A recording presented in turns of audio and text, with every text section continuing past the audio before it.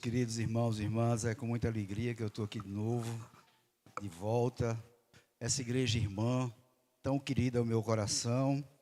E a minha gratidão, em primeiro lugar, ao pastor Wilton e Marcila. É uma honra, pastor, trazer a mensagem aqui na sua comunidade. E fico muito feliz em rever as pessoas amigas. Eu trago um abraço da nossa igreja irmã, a Igreja Anglicana Renovo, lá do pastor André. Mandou um abraço para todos vocês. Sintam-se abraçados, então, aqui hoje. Amém? Vamos orar, feche seus olhos. Querido Deus e Pai, a Tua palavra foi proclamada, Senhor, que ela chegue não só à nossa mente, mas também aos nossos corações.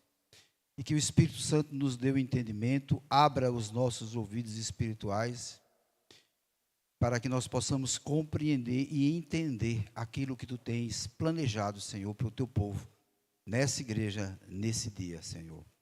Importa que eu diminua e que Jesus cresça. Amém.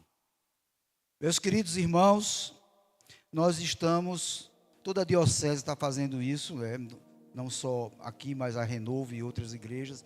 Nós estamos fazendo uma série de mensagens que fala sobre o período pós-Páscoa. Quer dizer, na verdade, nós ainda estamos na Páscoa, porque a Páscoa significa todo um tempo de preparação da Quaresma, esperando aquele tempo do sacrifício de Jesus, do seu sofrimento, da sua ressurreição. E esse período pós-ressurreição de Cristo, nós estamos fazendo uma reflexão sobre isso. Vida ressurreta é o nome dessa série, né? Porque depois que Cristo ressuscitou, tudo mudou na nossa vida. E como diz a palavra, tudo se fez novo. Porque se Cristo não ressuscitou, não tinha sentido a nossa vida era vazia de propósito. Ali tinha sido mais um homem que tivesse algumas habilidades, algumas coisas, mas quando Cristo ressurge, quando Ele ressuscita, aí Ele diz: eu sou Deus. Eu sou Deus, amém? Então, isso enche nosso coração de alegria, porque confirma a nossa fé. A nossa fé é confirmada. E essa passagem que Sandra leu, ela fala sobre um momento muito especial na vida de Jesus com aqueles seus discípulos. Ali, eles estão naquela praia, depois daquela pescaria maravilhosa, e aí eles estão fazendo uma refeição com Jesus ali presente. Todo mundo parece que está meio encabulado, assim, meio constrangido, sem entender direito o que é que está acontecendo, porque Jesus está ali presente. E alguns, a palavra diz, alguns têm certeza que é Ele, outros ficam naquela dúvida. E aí tem esse diálogo profundo, revelador de Jesus com Pedro.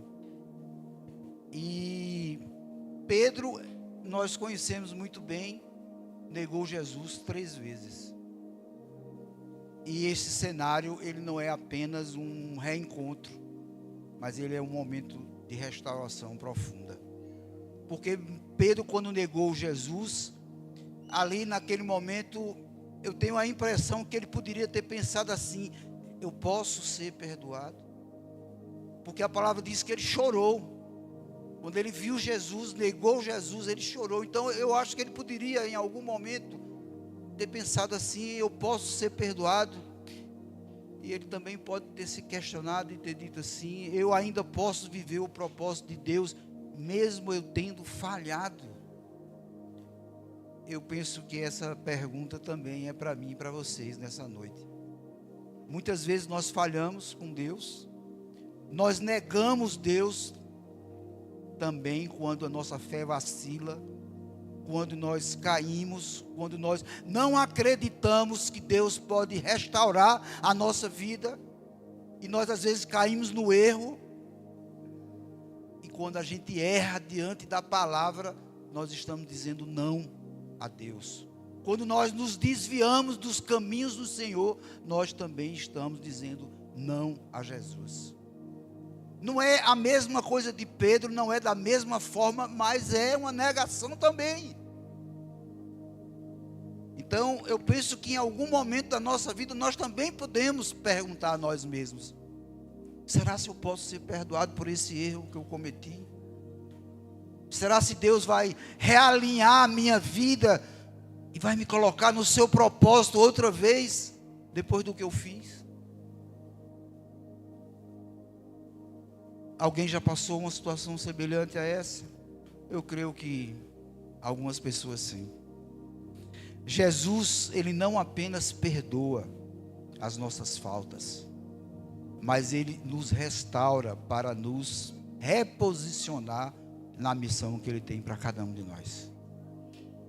Não é só dizer, vai, teu pecado está perdoado, mas Jesus está querendo dizer para mim e para você nessa noite, vai, teu pecado está perdoado e retoma a tua missão.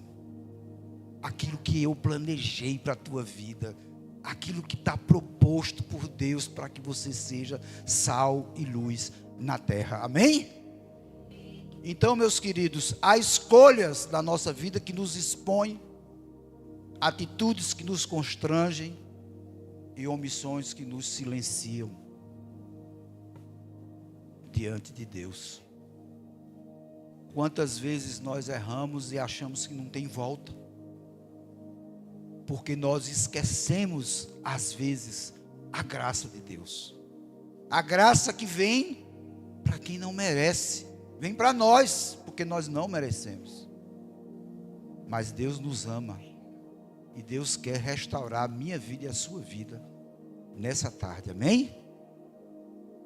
Pedro não era uma pessoa distante, um seguidor, um admirador de Jesus. Não, Pedro era alguém da intimidade de Cristo. Era alguém que estava vivendo ali, convivendo aqueles 3 anos muito perto. E eu estava falando com o pastor Hilton ali em cima, e eu disse assim, eu acho que Pedro era uma das pessoas mais próximas de Jesus. Apesar de João dizer, na própria palavra, que ele era o apóstolo amado. Todo mundo quer ser amado por Jesus. Até eu queria ser mais amado. Mas Pedro gozava de uma intimidade ali com Jesus, porque Pedro era aquela pessoa que resolvia as coisas, tinha aquela determinação, ele tinha uma personalidade marcante, e a gente sabe disso. E Jesus confiava nele. Então veja só, uma pessoa desse tipo, que gozava desse prestígio, dessa intimidade, no momento mais crítico, negou Jesus 3 vezes. Está lá em Lucas 22, 61, 62. E como eu falei aqui antes, esse texto diz que após o olhar de Jesus, Pedro saiu e chorou amargamente. Eu fico pensando assim, que decepção não foi? Você caminhar com alguém naquele momento que a pessoa mais precisa que você afirmasse a sua fé, que você confirmasse aquilo que você fez durante 3 anos de caminhada ali, ombro a ombro. Aí você diz, não conheço. Não, você está enganado. Não, você está me confundindo com outra pessoa. Meus queridos, é uma falha terrível. É uma falha terrível. Mas quando Pedro chorou, ali não havia apenas arrependimento, havia culpa, havia vergonha e provavelmente a sensação de desqualificação. Porque eu acho que se eu não estivesse no lugar dele, eu dizia, eu não mereço estar com Jesus, porque eu não consegui ser fiel a ele. No momento que ele mais precisava da minha afirmação, eu dei as costas, eu disse não. Então, é culpa, é vergonha, e é aquela sensação de que você não vale nada, não tem valor nenhum para Deus. E talvez esse seja o ponto mais delicado aqui da nossa caminhada. Não é apenas o erro em si, mas é o que nós fazemos depois dele. O que você faz quando você erra? O que você faz quando você comete um pecado que se arrepende? Como é que fica a sua vida no pós, no depois disso aí? Como é que você se comporta diante de Deus e daquilo que Deus confiou a você? Quem sabe você é um líder de ministério, caiu, se arrependeu, Deus perdoou, e agora? O que é que você vai fazer com a sua vida? Muitos não voltam, outros permanecem, mas sem nenhuma expectativa. Alguns continuam, mas carregam culpa. Mas o Evangelho, meus queridos, ele nos mostra algo diferente. Ele mostra que o amor é o fundamento de tudo. Porque Jesus pergunta a Pedro: tu me amas? E repete essa pergunta 3 vezes. Não era para humilhá-lo, mas para tocar exatamente onde houve a queda. Meus queridos, o reino de Deus não se sustenta em desempenho, mas em amor. Antes de qualquer tarefa, ministério ou chamado, Jesus quer o coração. Ele quer o seu coração, Ele quer o meu coração. E quando a gente fala que Jesus quer o coração, Ele quer algo que está implicitamente ligado ao coração, que é a entrega. Ele quer que você se entregue a Ele. É isso quando a gente diz: Jesus quer o seu coração, Jesus quer a sua entrega. Ele não perguntou: Pedro, você aprendeu a lição? Ou: Pedro, você será fiel agora, depois do que você fez? Ele perguntou apenas: você me ama? Sem amor por Jesus, toda obra se torna vazia. O verdadeiro discipulado começa no relacionamento, porque o amor gera responsabilidade. A cada resposta de Pedro, Jesus diz: apacenta minhas ovelhas. Amar Cristo não é um sentimento passivo, é um compromisso ativo. Quem ama, cuida. Quem ama, serve. Quem ama, assume responsabilidade pelas vidas que Deus coloca ao seu redor. E o chamado não é apenas para sentir, mas para agir, porque o verdadeiro amor sempre se traduz em serviço. Agora preste bem atenção. Tem uma frase que define muito isso. E eu quero que vocês coloquem essa frase no coração de vocês. O amor é uma atitude. Não é só um sentimento, não é só uma decisão, mas é uma atitude. Porque amar significa: eu vou agir em direção a outra pessoa. Quando você ama, você não pode simplesmente ficar amando.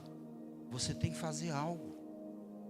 O amor gera exatamente esse movimento de você ir em direção a quem precisa. E é exatamente isso que Jesus está falando com Pedro, quando ele diz: você me ama? E Pedro diz: sim, Senhor, eu amo. E ele ficou agoniado, porque Jesus pergunta de novo: Pedro, você me ama? Senhor, tu já sabes, eu amo. E todas as vezes Jesus dizia: apacenta minhas ovelhas. Jesus está reposicionando a missão de Pedro. Ele não só está restaurando a vida de Pedro, ele está dizendo: Pedro, eu te perdoo, tu estás perdoado, mas agora você olhe para aquilo que você precisa fazer. Você precisa cuidar das minhas ovelhas. Você precisa tomar conta do meu rebanho. Você será responsável por isso. Ele está reposicionando a missão de Pedro. Não é só restauração, meus queridos. É algo muito maior está acontecendo aqui nesse momento. Nesse encontro especial. E que pode estar acontecendo também aqui na nossa vida, porque Deus está tocando o seu coração. E Deus está dizendo: minha filha, você errou, você caiu, mas você pode ser perdoada sim, mas não só perdoada, você vai ser restaurada, sua vida vai ser modificada e a sua missão vai ser cumprida. Porque todos nós aqui temos uma missão a ser cumprida para o reino de Deus. Pedro negou 3 vezes. E 3 vezes teve a oportunidade de reafirmar o seu amor. E isso revela que a graça de Deus não apenas perdoa, como eu disse, mas ela restaura. Talvez existam falhas, erros ou momentos de fraqueza na nossa caminhada, e com certeza há. porque nós não somos perfeitos e Deus não nos quer perfeito. Deus não exige perfeição, Ele exige compromisso. Ele exige compromisso da nossa parte. O chamado, ele é para mim e é para você. E mesmo a gente tendo erros, momentos de fraqueza na nossa caminhada, Jesus não descarta quem caiu.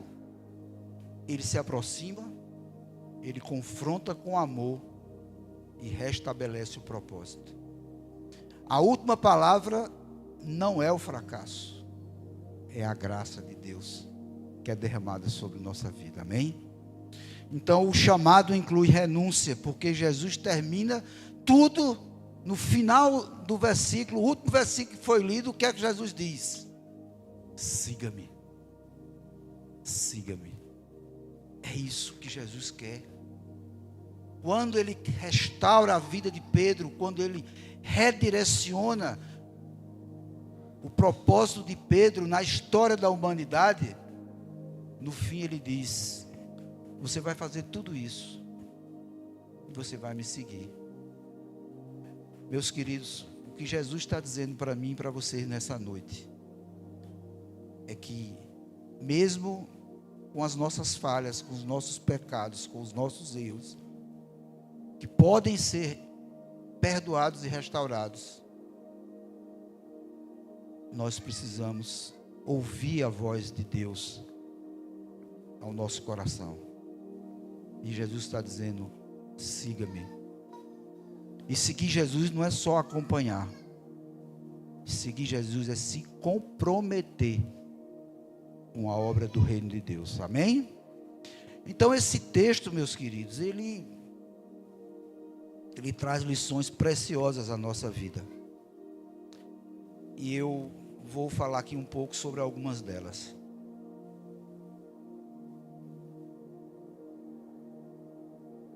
Em primeiro lugar, quando eu falho, Jesus me encontra mesmo depois da minha queda. Eu acho que tem uma projeção aí. Já está aí, né? Jesus me encontra mesmo depois da minha queda. Veja só a passagem lá que foi lida, João 21:15. Depois de comerem, Jesus pergunta a Simão Pedro: Simão, filho de João, você me ama realmente mais do que estes? Disse ele: sim, Senhor, tu sabes que eu te amo. Disse Jesus: cuida dos meus cordeiros. O que mais impressiona nesse texto não é apenas a pergunta de Jesus, mas o fato de que ele vai ao encontro de Pedro. E Jesus, ele não evita quem falhou, ele não se afasta, ele não ignora, ele não substitui. Ele procura, ele chama, ele se aproxima. Que coisa linda, gente. Eu pequei, eu caí, eu neguei Jesus, aquele que eu caminhei durante tanto tempo, aquele que eu me dediquei tanto. E Jesus podia dizer: rapaz, o que foi que você fez? Quando eu mais precisei de você, você deu as costas para mim. Jesus não fez nada disso. Jesus procurou, Jesus se aproximou, Jesus trouxe uma palavra de restauração na vida de Pedro. Porque o que é que aconteceu com aqueles homens, gente? Às vezes a gente fica lendo a palavra e às vezes falta compreensão. Aqueles homens viram Jesus ressurreto, mas parece que foi pouco, porque eles voltam a trabalhar, Pedro vai pescar, e quando ele faz isso, né, isso tem um movimento simbólico, isso tem uma significância, porque ele retorna ao antigo, à antiga vida, aquilo que era conhecido. E talvez ele tenha pensado assim: eu falhei, eu não sou mais digno do chamado. E essa frase, ela tem uma importância, porque quando ele diz eu não sou mais digno do chamado, talvez ele estivesse pensando assim, porque quem chamou Pedro foi Jesus. Vocês lembram? Não só Pedro, mas Jesus chamou todos os apóstolos. E ele chamava assim: siga-me, venha, deixe o que você está fazendo, venha. E Pedro pode ter pensado exatamente isso, por isso que ele volta à sua antiga atividade de pesca. E aí a minha pergunta para todos nós agora é: quantas vezes nós fazemos a mesma coisa? Quantas vezes nós voltamos aos padrões antigos da nossa vida, à nossa zona de conforto, porque a culpa nos faz acreditar que nós perdemos o direito a continuar? Jesus não aceita essa conclusão. Antes mesmo do diálogo, Jesus já havia preparado tudo. Lembram da passagem um pouquinho anterior que foi lida? Ele havia preparado tudo: o peixe, o pão, acendeu o fogo. Quando os pescadores, os discípulos chegaram na praia, estava aquele homem ali que logo no início eles não reconheceram. O fogo estava aceso, tinha alguns peixes, já estavam sendo assados, tinha pão, porque Deus prepara o ambiente da restauração muito antes da nossa resposta. Deus prepara tudo. E esse encontro carrega uma memória dolorosa, porque Pedro com certeza se lembrou do dia que chorou quando negou Jesus. A queda foi real, profunda e foi pública, porque muitas pessoas presenciaram, mas não foi o fim. Não foi o fim. E agora, no capítulo que nós lemos aqui, Jesus retorna exatamente a Pedro, não para expô-lo, mas para restaurá-lo. E ele não começa cobrando desempenho, mas ele pergunta sobre amor. Porque no reino de Deus, a restauração começa no coração e não na função. Deus restaura primeiro o seu coração. E depois Ele lhe reposiciona na sua função para você fazer aquilo que Ele programou, que Ele determinou para a sua vida. Esse é o movimento do Evangelho, meus queridos. Jesus não foge de quem caiu, Ele não ignora o erro, mas Ele também não define a pessoa pelo erro. Você não é definido pelo seu erro. Você é definido pelo seu arrependimento e pelo seu compromisso diante de Jesus. Amém? Então, meus queridos, isso fala muito sobre cada um de nós e a nossa vida e o nosso dia a dia. Porque nós somos imperfeitos. Eu já disse aqui, Deus não nos quer perfeito. Deus nos quer comprometidos e nós podemos sim cair. Mas a palavra diz que nós temos um advogado no céu por nós, que é Jesus. Amém? Agora, nós precisamos aprender algo com clareza. A queda pode até nos afastar momentaneamente, mas não afasta o coração de Deus de mim. Eu posso ter me afastado, mas Ele não deixou de me buscar. Eu posso ter voltado para a minha vida antiga, mas Jesus continua me chamando para o propósito. Mesmo quando eu falho, Jesus não desiste de mim. Mesmo quando eu me afasto, Ele continua vindo ao meu encontro. E sua presença não vem para me condenar, mas para me restaurar. Agora, para isso eu preciso ter um coração contrito e arrependido com sinceridade. Porque a ação de Deus só se estabelece quando nós verdadeiramente nos arrependemos diante dEle, de tudo aquilo que nós fizemos e que nos afastou do caminho e que nos afastou da sua presença. É por isso que a gente confessa os nossos pecados todo domingo.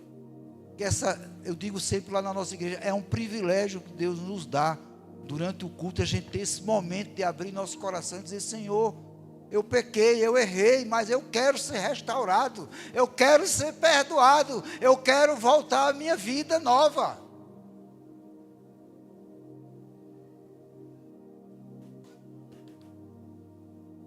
Jesus quer restaurar os nossos corações. Jesus quer todos juntos. Ele quer fazer aquilo que Ele não conseguiu fazer lá em Jerusalém, que Ele disse que igual uma galinha quer juntar ali os seus pintinhos embaixo das suas asas. Ele não conseguiu fazer isso, mas Ele quer fazer isso agora conosco. Ele quer que nós fiquemos ali ao seu redor e Ele nos protegendo, nos aquecendo, nos alimentando. É isso que Jesus quer para mim e para vocês. A segunda reflexão que esse texto nos traz: Jesus confronta meu coração, não apenas o meu erro. Está lá em João 21:15. Simão, tu me amas? É impressionante a gente perceber o caminho que Jesus escolhe. Ele não começa perguntando: por que você me negou? Ele não revisita diretamente o erro. Em vez disso, ele vai mais fundo, ao ponto central: você me ama? Isso era que é a coisa mais importante.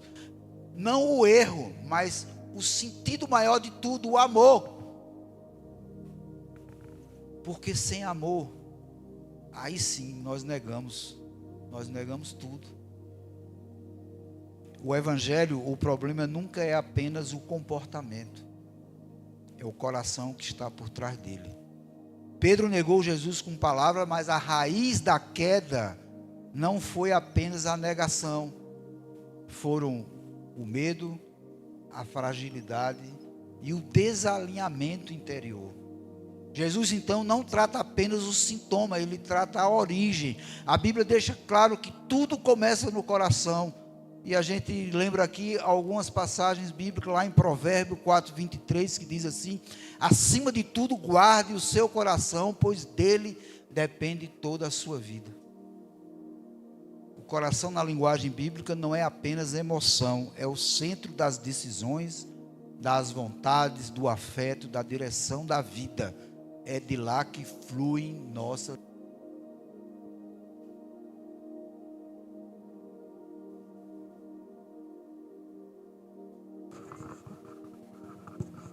Então, por isso,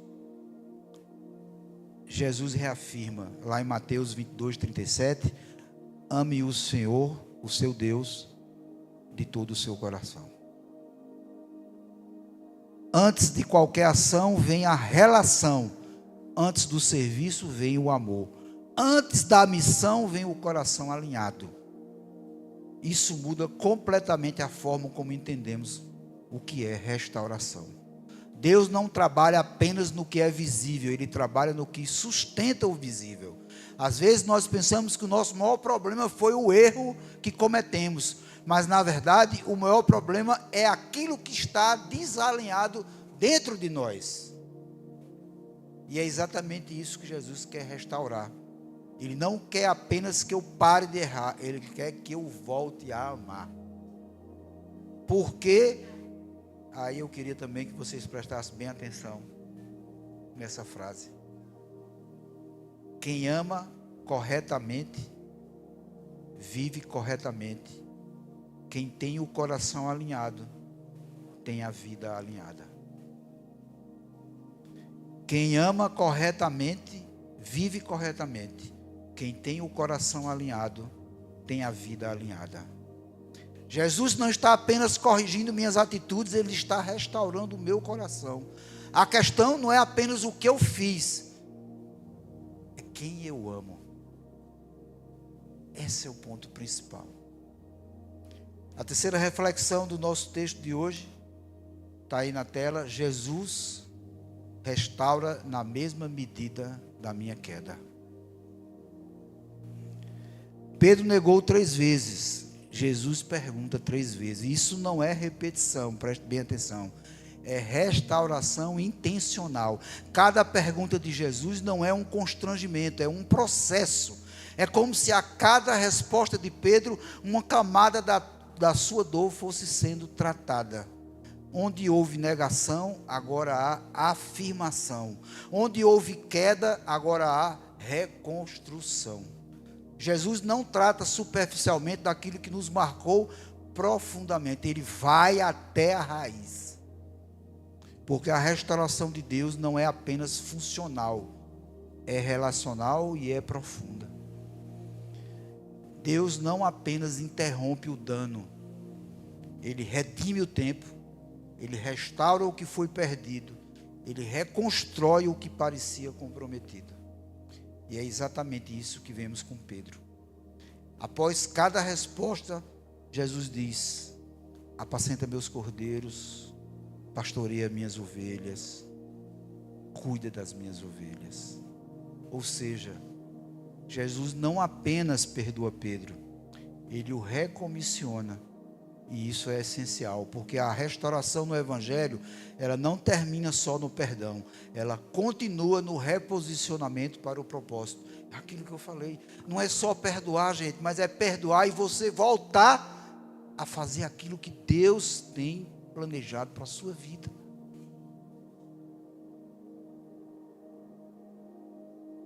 Deus não responde ao pecado com medida limitada, Ele responde com graça que excede.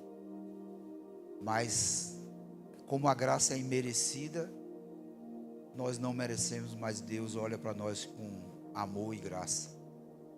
E nós pecadores, porque Paulo já dizia isso, né? Somos todos pecadores. Eu gosto muito de repetir isso, porque tem gente que pensa que está acima dessa régua. E eu gosto de me lembrar muito de Paulo, porque ele diz: somos todos pecadores. E o pastor André gosta de dizer assim: eu sou o maior deles. É verdade. Só a misericórdia de Deus na nossa vida. Não somos perfeitos, nem quero essa perfeição, mas eu quero o amor de Deus na minha vida, e eu quero a graça de Deus para me restaurar quando eu cair. Pedro negou com a boca, agora confessa com a boca. Pedro falhou na identidade, agora é reafirmado no chamado. E Deus não restaura pela metade. Ele vai até o lugar onde você cai, e ali mesmo Ele já começa a lhe levantar. Pense nisso. Veja as vezes que você caiu e lembre-se do que Deus fez na sua vida. Quarta reflexão e última: Jesus me devolve o propósito após a restauração. Está lá em João 21:17. Apacenta minhas ovelhas. Esse é o propósito. Deus está restaurando a vida de Pedro. Deus perdoou, Deus restaurou, Deus esqueceu daquilo que Pedro fez. Pedro agora é uma nova criatura, reposicionado no ministério de Jesus, e ele já dá a direção: apacente minhas ovelhas. Deus já está dizendo o que é que Pedro vai fazer. Cuide dos meus filhos e das minhas filhas. Cuide das minhas ovelhas. A palavra apacentar, ela carrega um significado profundo. Cuidar, alimentar, conduzir, proteger. Porque as ovelhas, elas não são criadas para você comer a carne de ovelha. E eu gosto sempre de falar isso, porque às vezes a gente tem uma ideia de animal um pouco diferente. As ovelhas, elas, historicamente, elas sempre foram criadas para dar lã. Então, não é um animal que se mata, mas é um animal que você cuida até o fim da vida, porque ela vai produzindo a lã que você vai vendendo e suprindo suas necessidades. Então, o pastor, ele tinha que ter esse cuidado especial com a sua ovelha, porque era a fonte do seu sustento. E apacentar é exatamente isso: é alimentar, é cuidar, é conduzir, é proteger. E esse termo virou para nós que somos seguidores de Jesus. Nós somos as ovelhas de Cristo, amém? Eu sou uma ovelha de Cristo. Você é uma ovelha de Cristo? Levante sua mão. Amém, glória a Deus. Alguém pode dizer um amém por isso? Amém. Amém, glória a Deus. Que coisa linda. Nós somos ovelhas do rebanho de Jesus. E Pedro foi quem ficou responsável, pelo menos ali naquele primeiro momento, porque hoje nós temos outros Pedros, não é? Espalhados na terra, pastores chamados por Jesus, que fazem o papel de Pedro, que inicialmente foi designado para ele. Então nós pastores fomos chamados para cuidar das ovelhas do rebanho do Senhor. Não são minhas ovelhas, as ovelhas são do Senhor. É isso que Deus nos comissionou. Não é isso, pastor Wilton? Muito bem, meu querido. Então veja só, esse momento revela algo muito especial no Evangelho. E eu já disse aqui, Jesus não apenas restaura, ele devolve o propósito. Nós podemos imaginar, não podemos imaginar o contrário disso, né? O que nós talvez pudéssemos pensar era que Jesus talvez não fizesse o que ele fez, quando a gente olha apenas com olhos humanos. E às vezes o Evangelho nos confronta porque nós teimamos em olhar as coisas com olhos humanos, e com olhos humanos provavelmente a gente deixaria Pedro de lado e iria procurar outra pessoa, descartava Pedro porque ele foi infiel, foi ingrato. Mas Jesus não faz isso, meus queridos, porque se ele fizesse isso, nós estaríamos mortos. Se ele fizesse isso diante da nossa ingratidão, diante do nosso pecado, diante da nossa falha, nós não estaríamos mais aqui. O Evangelho é diferente, porque Jesus, quando ele diz, apacenta minhas ovelhas, ele está dizendo, cuide das pessoas, tenha responsabilidade espiritual sobre essas pessoas que eu estou deixando, porque o amor, ele se expressa em serviço. Uma forma de você amar é servir. Às vezes as pessoas ficam meio confusas, como é que eu vou amar o meu próximo? Eu gosto muito de falar sobre isso, porque isso é uma dúvida muito comum nas igrejas e nas pessoas. Você diz assim, tem que amar o seu próximo. Eu falo assim, eu amo, mas não é o amar o sentimento, é o serviço. Quando a gente ama o próximo, a gente vai em direção a quem precisa, em amor e em serviço, amém? Isso é graça em ação. Não é apenas você amar, mas é você se comprometer com o outro. Preste bem atenção, Deus não chama pessoas perfeitas, ele chama pessoas que foram transformadas pela graça.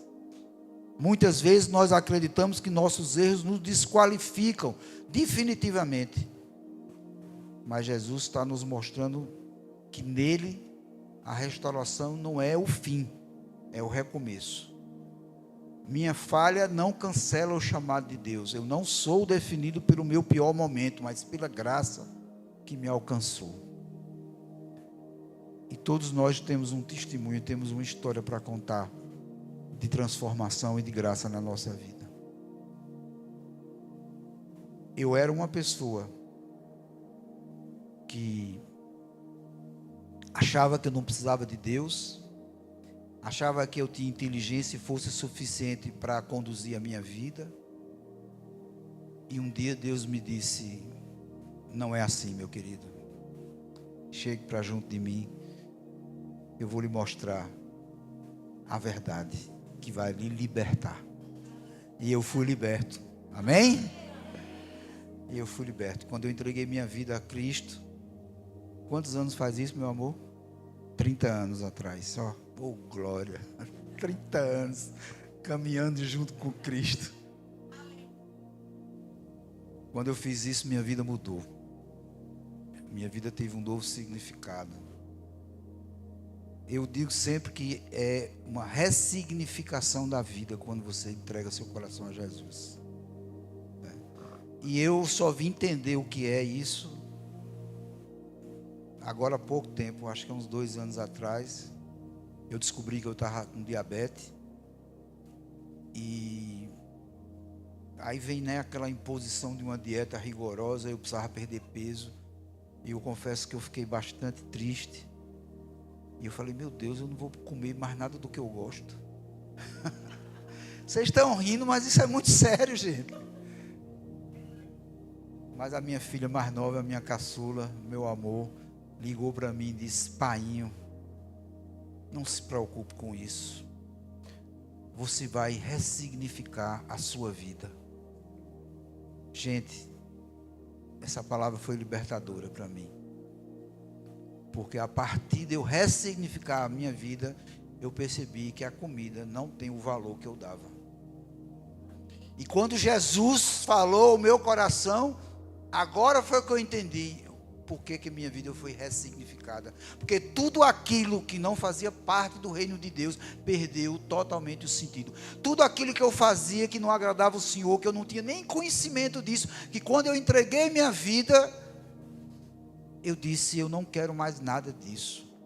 Paulo diz que isso é lixo. Não é verdade? Ele diz isso lá no Evangelho, lá nas cartas dele. Ele disse, tudo aquilo que eu era, isso é lixo, não vale nada. Eu quero a minha vida nova com Jesus, amém? Seguir a Cristo não é apenas desfrutar de bênçãos, meus queridos, mas também abraçar a cruz. O amor verdadeiro por Jesus nos leva a uma entrega total, mesmo que isto custe algo. E olhe, de verdade, eu quero dizer algo para vocês aqui. Sempre vai custar algo. Porque aquilo que não custa nada, não vale nada. Então, não se iluda. A sua vida com Jesus custa algo, mas vale a pena seguir Jesus, amém? Então, meus queridos, que nós possamos meditar nessas palavras, porque o discipulado é uma rendição diária, é um processo. Cada dia nós nos entregamos mais um pouco e aprendemos mais de Jesus e vamos nos aperfeiçoando em direção àquele lugar maravilhoso que Jesus está esperando por todos nós, que chama-se eternidade. Que Deus nos abençoe e que nós possamos estar sempre crendo que Deus tem algo melhor para nós.